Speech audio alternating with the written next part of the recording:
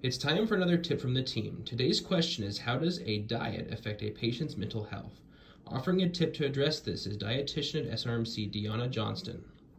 Hi. I'm just talking about dieting and mental health, and there's lots of different ways that diets can actually affect your mental health. One, eating good foods, or like the ones that we typically think of healthy, they provide a lot of nutrients, antioxidants, all different kinds of things that kind of help regulate your hormones and everything, which can directly impact your mental health. But also thinking of foods as just good foods and just bad foods. They can also kind of affect your mental health and impact it a lot because you're always so worried about what you're eating, if you're eating right.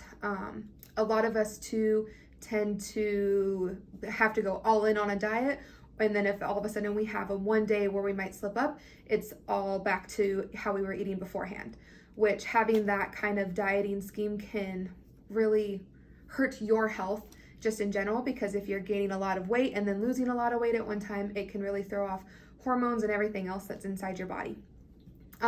So thinking as dieting is more of a lifestyle change and being comfortable with having those few days where you might eat a little bit more than normal, or even having a fried food or extra sugar, it's not going to hurt you in the long run if it's only occasional. So having those, I don't like to call them cheat days, but a lot of people do. So having those cheat days, they can be really good for your mental health. It's just important to remember that a cheat day shouldn't be every single day.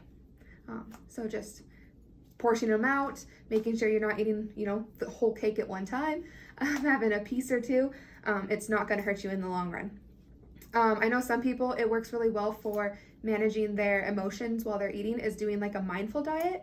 So you really want to ask yourself, how are you feeling before you eat? If you're feeling stressed, if you're feeling overly hungry, you probably waited too long to eat, or there's, like with being stressed, there might be something else that's bothering you. So it's good to ask yourself those questions.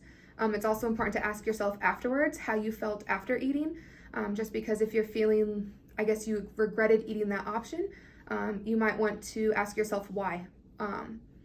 Was it you thought that you ate a bad food and you did too much? But it also could be maybe you overate because you were starving, or something else triggered you to eat some more. But there's just a few options that you can ask yourself to kind of, I guess, deal with mental health that's related to food.